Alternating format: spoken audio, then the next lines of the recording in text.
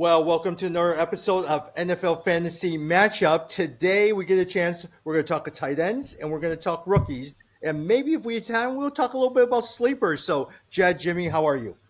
Hey, good. Good. No. Yeah.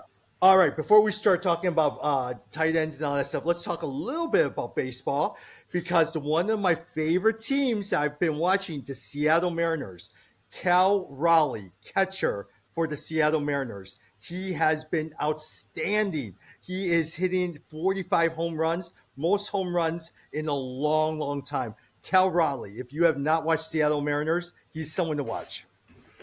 I have not. I've been paying a little bit of attention to Otani, and also Little League started this week. If you didn't know, Illinois was started off today and made it into the Little League, the playoffs essentially in the Little League, but they got killed today by Las Vegas. So, but it's fun to watch Little League if you don't watch that. Well, and the Cubs haven't been doing too well too, right? Like, what in June they were 4 games above Milwaukee, and all of a sudden now they're like 6 or 7 games behind them. So, Yep. I think they'll make the wild card though.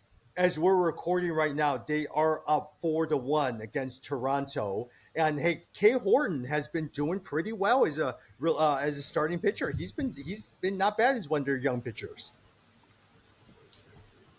Yeah. Here we are today. We're going to talk about tight ends, and I bet you on our board for everyone, it is no longer Travis Kelce, but it is Brock Bauer. Anyone disagree with that? Brock Bauer is probably the number one tight end on everyone's radar. I don't disagree given his performance last year, but man, I am not a fan of Las Vegas. I think that's why I was saying earlier. I know everyone likes Gene T, but I do not think Las Vegas is going to be any good, and I have a lot of concerns about the line. I have concerns about the offense in general. So, but I agree. I mean, Bowers had an amazing year last year, proved his talent is through the roof. He's the clear number one, but man, it just worries me that he's on that team. Jim, is Brock Bowers someone that you like so much you're going to draft in the first round, or you're going to wait until the second round?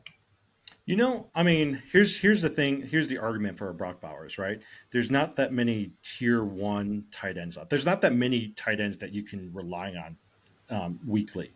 And so if you can get somebody who's going to get you a consistent 15 points every week, which I do think Brock Bowers can get you some pretty good points, that's better than getting zero, right? Like I think there's 2 other tight ends that I'm paying attention to, but if Brock Bowers is out there, maybe I disagree with you, Jed.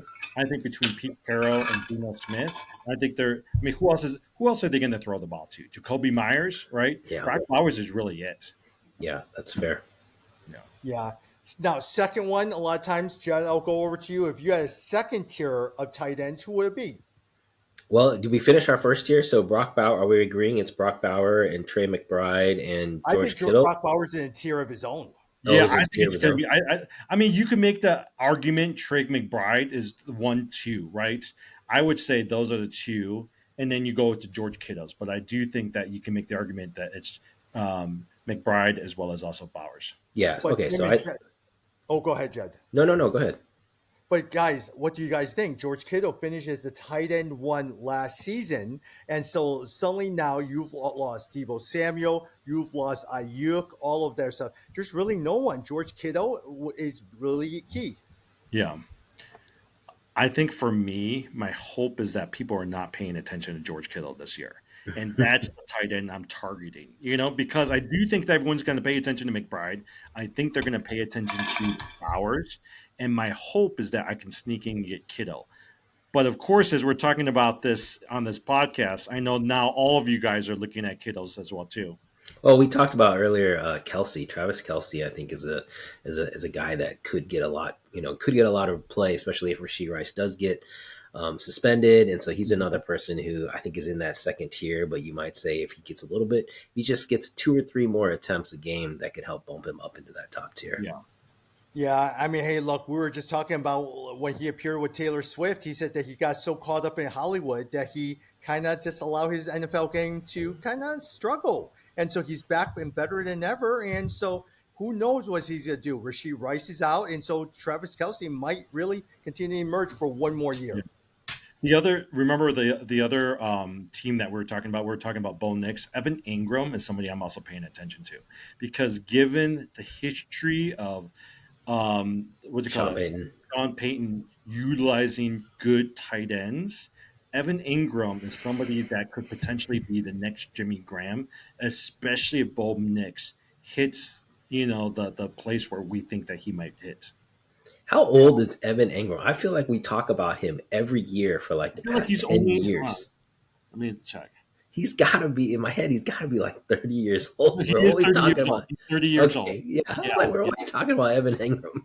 And yeah, don't you 30 feel years like old. every single year when you have such high hopes, what does he do? Get He injured. disappoints. He gets injured and he disappoints. But I agree with you. He's in a good position. And again, tight end, it's so funny. Like you guys were saying, there are no consistent tight ends. Remember, there was a period where we had such good tight ends, top Mhm. 3 to 5 tight ends. You could really feel consistent. You just don't see that anymore. And so I agree. Maybe you take a flyer on some of these guys at the top. I think with that said, that argument is one of the reasons why I'm going hard after a tight end early on. Because think about it, right? If everybody else is going after a tight end that is barely giving me 5 or 6 points, and I'm able to get a consistent 10 to 15 points out of my tight end position, that makes a difference in some of those weeks. All right, Jim. Trey McBride, regarded as the top 3 fantasy tight end heading into the season. Last year, he had 113 receptions, 1,088 yards, and 6 touchdowns. Trey McBride or Marvin Harrison Jr., if you had to pick Marvin ahead. Harrison Jr. I think Marvin. That's one of the reasons why I'm not putting Trey McBride as high on my list of tight ends because I do think Harrison is going to take quite a few receptions from him. Yeah, Jed, what about yourself? That's an interesting one. So Jimmy was trading Marvin Harrison with me, so that's why he wants him. But I like Trey McBride. I think Murray had a good year last year, almost under the radar. I know he wasn't like great in some patches in the middle, but I like McBride as a pick there as a number 2. I think Marvin Harrison is going to be better this year. I don't know if he's going to be like top 10 wide receiver better. Yeah, Hmm. yeah, yeah. Jim, I actually get the sense that, like you said, Marvin Harrison will be better, but he will Hmm. not get into elite status like Jamar Chase and I actually think Trey McBride will do a better job than Marvin Harrison Jr. I don't know. I actually think that Marvin Harrison. I'm not going to say he's going to be top 5 wide receiver, but I actually think that I have higher hopes for his ceiling than I do of Trey McBride. Right. So Yeah. One guy, Jed, let me ask you a quick question. He seems to be getting ignored. One person who I picked very high last year, Sam Laporta, but now Yeah. last year he had a disappointing season. What's your outlook on Sam Yeah, Laporta? and he's been dropping more and more off boards this year. It seems like people are maybe they're thinking Detroit is going to run more this year. I'm not Well, sure I think why. it's the emergence. My guess is it's the emergence of Jameson Williams, right? Because Hmm. you started seeing that he, because of his emergence last year, started taking away more receptions from Laporta, and Jameer Gibbs started taking receptions from him as well too. Yeah, yeah, I think that's fair given his playoff performance. Williamson was really good. So, Hmm. but yes, Laporta to me, if you still get him in the, he's going 6, 7, 8. That's still not a bad place to get a Sam Laporta. Yeah. Jim, the one with tight end that seems to be very ignored these days, Mark Andrews. Nobody is even thinking about Mark Andrews. No, you know what, here's the thing. He's gonna be there on the fifth and sixth round. You're gonna be tempted to get him, right? Over potentially a Joe Burrow or any of these other high end quarterback.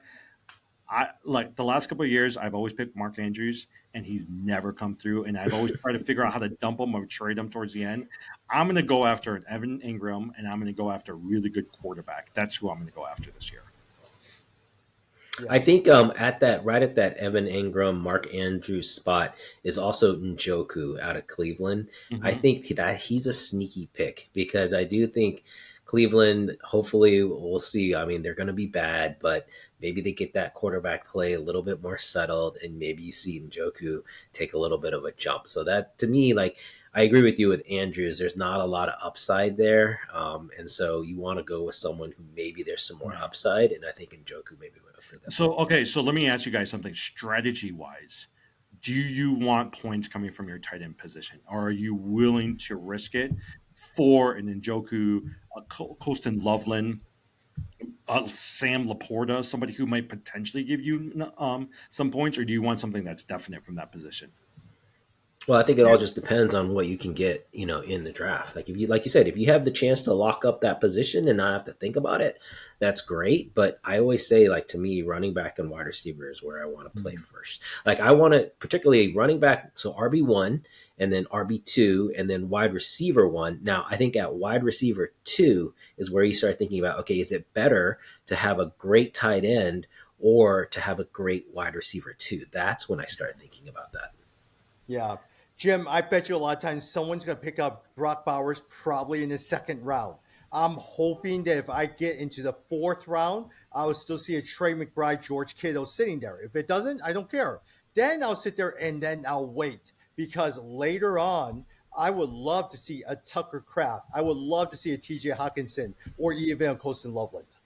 Okay, seriously, most likely Brock Bowers, Trey McBride's going to go $28, $30. Are you willing to spend $28, $30 in an auction lead on those two players? No.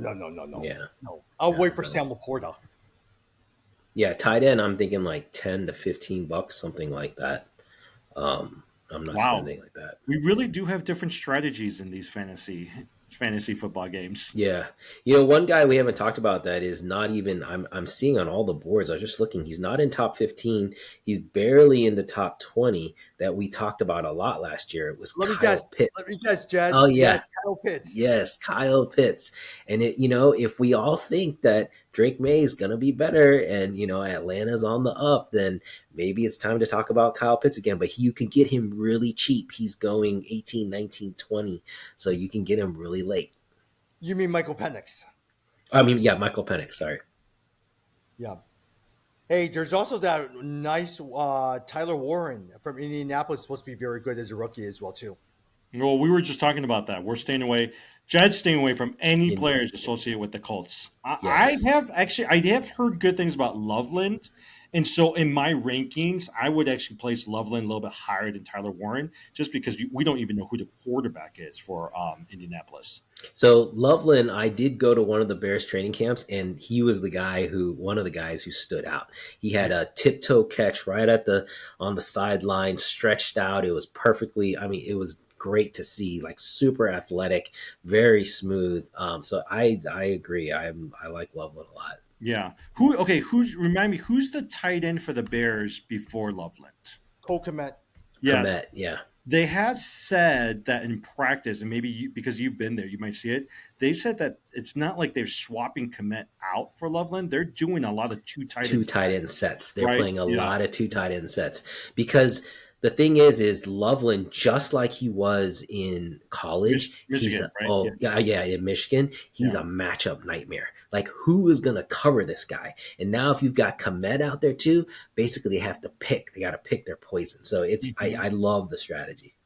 Yeah. The one player that you guys are not talking about is the player from Miami Dolphins who's their new tight end, Darren Waller.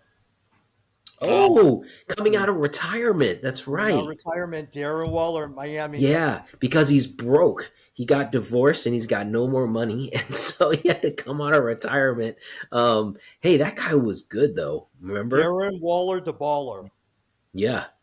Well, my favorite Darren Waller story is we were in Las Vegas for a Super Bowl party when the Super Bowl was there. And Darren Waller hung out with me and my friends. And we were there pretty early. And I don't think he had anybody to hang out with. So wow. He hung out with us. That's awesome. Like at the beginning. And once all the other players came in, he hung out with them. But he was with us for quite a long time. Did you take any? You should have took a picture, man. You know what? I have a blurry picture. It was funny because Max Crosby was the other Raiders. It was Max Crosby was there, but they didn't really talk to each other very much, and so they hung out in a few different circles. Because I was like, "Why are you hanging out with us? Don't you have other people that you want to hang out with?" Yeah, here's my I actually think that I'm gonna bank on the ceiling on Evan Ingram this year. I know he's old, but I'm gonna bank on him. And then Loveland is somebody who I would consider taking. For a dynasty league because potentially I think he could potentially be as good as a Trey McBride potentially. I liked Kraft. We talked about Kraft out of Green Bay. I think that's a pretty good pick, and he's going around 10, 11, Yeah, 12. yeah. That's not a bad one. The good thing about the Green Bay teams, I don't know if we talked about this, is all of the receivers are injured, right? Dobbs is injured, Watson is injured, Jaden Daniels may not start the first couple games. So they do is they have Golden, their rookie, and who else are they going to throw to? I think they're going to have to look at a Tucker Craft. Yeah. Hey, for me, a lot of times is I'm banking on the very fact that Sam Laporta had such a bad year that people are just going to forget about Sam Laporta.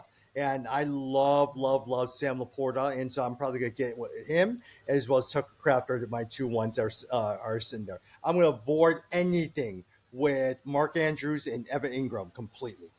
Really? But okay, but you've always said you like Sean Payton, right? And so I know he's old, but don't you think the potential of an Evan Ingram with Sean Payton and a Bo Nix is actually a pretty good? I mean, I would think that he's a better tight end than maybe Laporta potentially. No, because he always gets injured. It doesn't matter what it is. He always gets injured. Always gets injured. Now that's because he was on Jacksonville, and Jacksonville stinks, you know. But I think they'll take care of him this year. I actually think that Bo Nix is gonna use Evan Ingram, and they're gonna get him some touchdowns this year. Yeah. But I will say a lot of times, if you are looking for a sleeper, and we're going to talk a little bit about sleeper, maybe look at Brenton Strange from Jacksonville. Brenton Strange. Wow, I have no idea who that is. Yeah, He's their starting tight end for Jacksonville. yeah, but okay, it goes back. Are you going to risk your tight end pick on one of these guys who potentially may not give you any points? Because everybody else is waiting until the very end for a tight end, don't you think a good argument is pick a tight end, Kittles or Kittles or Brock Bowers or McBride, who's going to get you some consistent points because then you can at least win in that position. That's my argument for a good tight end. Yeah. But yeah, at the same time, there's so many good tight ends, unlike in the past. Let's say you're a 10 team. The first 9, you already know who's going to come. Number 10 on the ESPN Fantasy is Tucker Craft. Dan Loveland is number 11. And so a lot of times, hey, look, I'm going to sit there and wait for those guys. I could probably sit there and just kind of pick Mhm. along all these guys and see what happens. You guys know who I'm going to. I'm going to Lamar Jackson, Joe Burrow, Trey McBride, Brock Bowers. Those are the guys I'm going after right now. You're gonna have no money left for you, so your running backs are gonna No, stink. but okay, but here's the thing, and Tommy will know this too. Whenever we do auction, I'm the guy that kind of waits Yeah, so I can toward go the after the end. cheaper players, Yep. because some of these guys they spend their players so fast.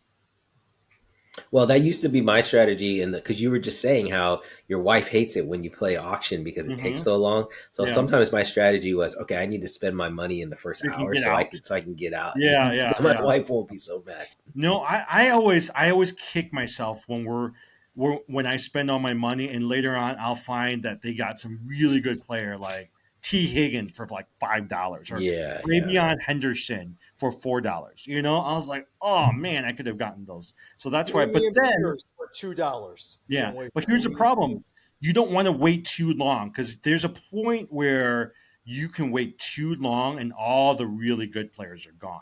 So yep. I do think you should at least spend your money on one pretty decent player. Yeah. Hey, sleepers, a little bit. If there was a sleeper that you like, Jim, who would it be this year?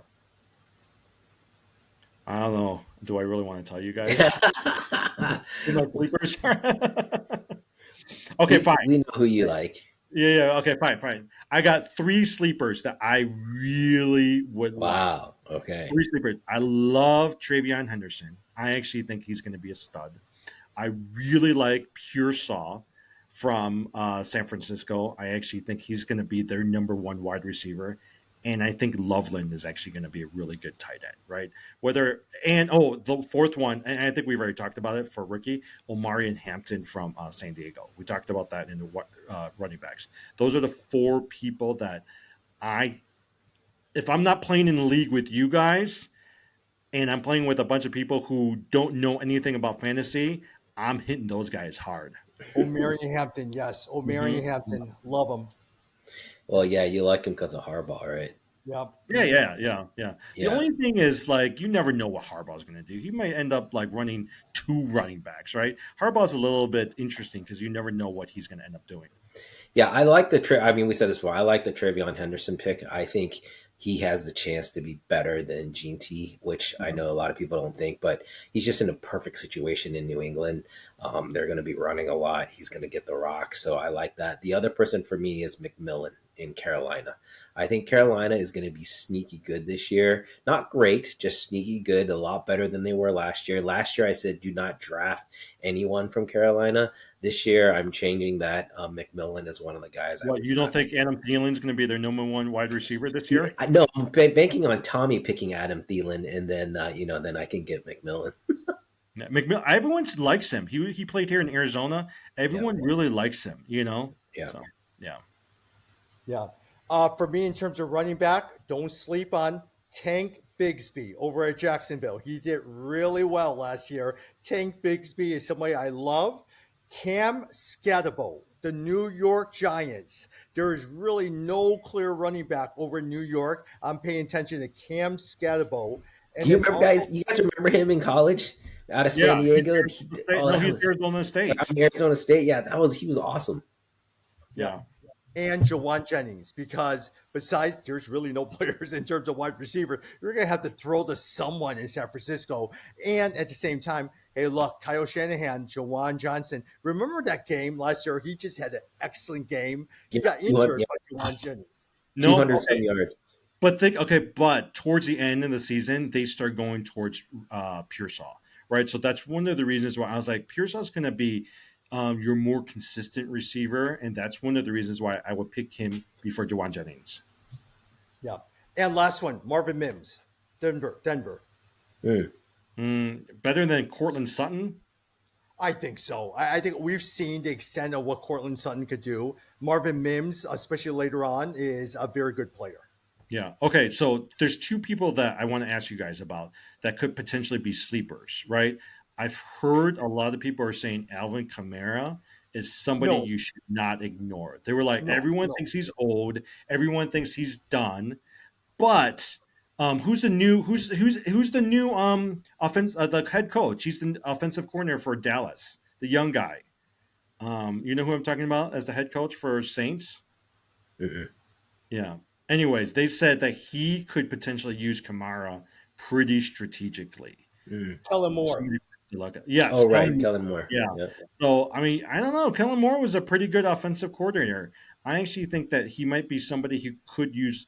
I mean, if Alvin Kamara if he's there in the 6th round, I think he's worth a flyer because he could potentially have a pretty high ceiling as well. He could be like, remember last year the running back on Carolina that Tommy had? What was his No, name? Chuba Hubbard. Chuba Hubbard. Remember Yes. Chuba Hubbard? You got him so cheap, so late, and then he was so good that could be a Kamara kind of situation. Actually, no, think about it. Last year, if you looked at how some of these teams that J.K. Dobbins and Chuba Hubbard were the two players that no one paid attention to, that if you picked them up, they did great for you for the first half of the season. Yeah, every single year there is one free agent that kind of comes out of nowhere. And every year there's one, if you're the lucky one who gets it, it'll help you out. And last year was Chuba Hubbard. I actually think the other person to also think about is Nick Chubb over in Houston because Joe Mixon seems like he's going to be out. Who else they got? Wow. Damian Pierce. I might potentially take a gamble and go after Nick Chubb.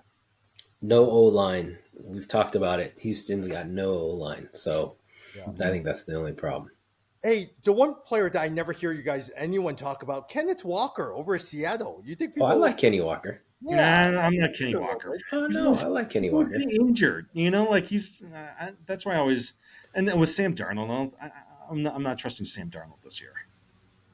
I was just trying to see where is Kenny Walker going. I think we talked about him in our last. Yeah. We talked about him in our last one. He's going like 15, 16. So he's going close to the Chuba Hubbard and even Brees Hall. Like, yeah, I think he could be top 10 though. Okay, speaking of Seattle, Cooper Kupp. He's available in the 8th round. And ESPN, when I was listening to them, they were like, Cooper Kupp might be a sneaky pick for you this year. Like he might actually turn out to be like an Adam Thielen type of player. Yeah, I mean, he's definitely got, he's motivated for sure to make people kind of remember what he could do. So we'll see. Yeah. Hey, JJ McCarthy. I know he's just coming back his injury. He is the starting quarterback for Minnesota Vikings. How do you think JJ McCarthy's going to do? And also, as a result, Hawkinson, Addison, as well as Jefferson. Well, I think you just said the key part to how McCarthy's going to do, which is he's throwing to a trio of players that are amazing. So to me, the low is pretty high, right? Because he doesn't have to be that good. He's got so many players around him that are excellent that he really doesn't have to be great. But remember, Addison's going to be out for a couple of games. Jefferson's hobbling. Hawkinson's that much older. Aaron Jones is that much older. And this guy is coming in from an injury and it's his first year. And so I was like, I know some people really like him. I just don't know if I fully necessarily trust him. Yeah. Hey, as we talk about sleepers, all of those things, and rookies, no, not sleepers, and also tight ends. Any other thoughts as we begin to wrap up here, Jim? No, I mean, there's just some really good players, right? Like an Xavier Worthy. Here's my thing, and I guess this kind of goes with draft strategy, right? When you're looking at the last 3 or 4 player, some people will load it up with, I don't know, like a Jerry Judy, or somebody like that. I much rather go after a rookie with a pretty high ceiling that I'll take a flyer on because that person could potentially help win my league this year. I'm also looking for a lot of backup running backs because during the course of the season, what you start realizing is by the end of the season, because so many of these running backs get injured, sometimes the backups or the rookies are the ones that you want to pay attention to because they'll play and they'll get some really good numbers. So those are the ones I'm paying attention to. Yeah, Yeah, one I guy like we didn't like yeah, Scatterbo. He said, yeah, like Scatterbo. Yeah, yeah. He's a good. I like that. The one person we didn't talk about for our Chicago fans is Luther Burden, who I think is had a nice training camp. He's definitely shown some flashes. I think the problem is just there's not enough to go around, right? I Like heard, yeah. for Is it him to true get on Doug the field. Johnson keeps yelling at him? Yeah. So but his talent is I mean, you can see it on the field. Like Yeah. he's fast. His after the catch athleticism is amazing. So it's just how's he going to get on the field? Because Odunze and DJ Moore are really Odunze this year. Don't forget, that's another guy. This guy is he was good last year. He's gonna be better this year. Like, don't be surprised if by the end of the season, Odunze is number one and Do not you DJ guys Moore. think DJ Moore is going to regress? A lot of people are saying that DJ Moore is regressing or he will regress. I don't know if it's regressing or if he's getting older. And then Odunze, they got to spread it out. I mean, I think you look at Detroit's offense last year; it's much more spread, right? It's not just like focused on one person. So there probably will be a dip in his numbers. Yeah. yeah. One other guy to pay attention to a lot of times, Dallas Cowboys, because right now they have Ezekiel Elliott. He's slow. He's plodding. Look at Jaden Blue of the Dallas Cowboys. He is somebody I'm sitting there. No one's probably paying attention. Who is this Jaden Blue? I am going to sit there because of the high-powered Dallas offense. With Dak Prescott not running, you need a running back out there, and Jaden Blue is someone I'm looking You at. don't think Javante Williams is they're No, going to be their primary? no. You don't think so? Yeah, not really. I think a lot of times him, Ezekiel, they need someone younger and all that Jed, stuff. Jed, Yeah. remember how all he kept talking about was Yeah. Javante Williams for Oh a couple yeah. of years there. Oh yeah. That's He all he loved kept him. thinking is Javante Williams. Yep. Uh, J.K. Dobbins, I'm going to look at. If he's sitting there, I'm going to look at J.K. Dobbins. I mean, Cam Akers. I mean, I love Cam Akers, but I'm going to go after J.K. Dobbins too. You know who I don't like, who's not sexy, but is consistent every year, Kyron Williams. Like he's Mm. not sexy. He's not. He doesn't do the things Saquon would do, but every year, at least the last couple of years, he's been consistent, and he's usually pretty solid on your fantasy team. Yeah, that for me is James Conner. And everyone forgets James Conner. Everyone thinks of Kyler Murray like it's an all passing team. James Conner every year has solid stats and he gets touchdowns too. Mhm. So that's my guy that I don't know, nobody likes to pick him, but I love having him. Yeah, Yeah. James Cook, by the way, just signed a new contract. Did you Mm. guys see? Yeah, and one other person to look at, Jen, I know you love Tampa Bay, and with Chris Godwin injured, Emeka Egbuka over in Tampa Yep, Bay. at He is Ohio the State. opposite of Mike Evans. Yep, out of Ohio State. That guy was amazing. So Mhm. that's a good call. Mike Evans is one of those guys who every year I'm like, he's older. He's not going to do, and every year he keeps putting up 1,000 yards, right? So are you going to trust the Mike Evans again this year? I think so. Did anyone pick up Amari Cooper? No, I think he's No, still not up. yet. He's He's still a still free free agent. agent. He's still Yeah. up. So see, that's who Mike Evans reminds me of, right? He's just so solid, consistent, great route runner. I mean, I like Tampa Bay, so I think that's not a bad pick. Hey, my last guy, Tajay Spears, Tennessee. What do you guys think? You got Tony Pollard, So I don't know. I don't see them as the big runner type of team just because they got Cam Ward. I think they're going to try to throw it. That's just my thoughts. Oh, well, speaking of throwing, besides Calvin Ridley, you know who their other wide receiver is, right? DeAndre Tyler Hopkins. Lockett. Oh Oh yeah, yeah, out of Seattle. yeah, Yep. yeah, Tyler Lockett.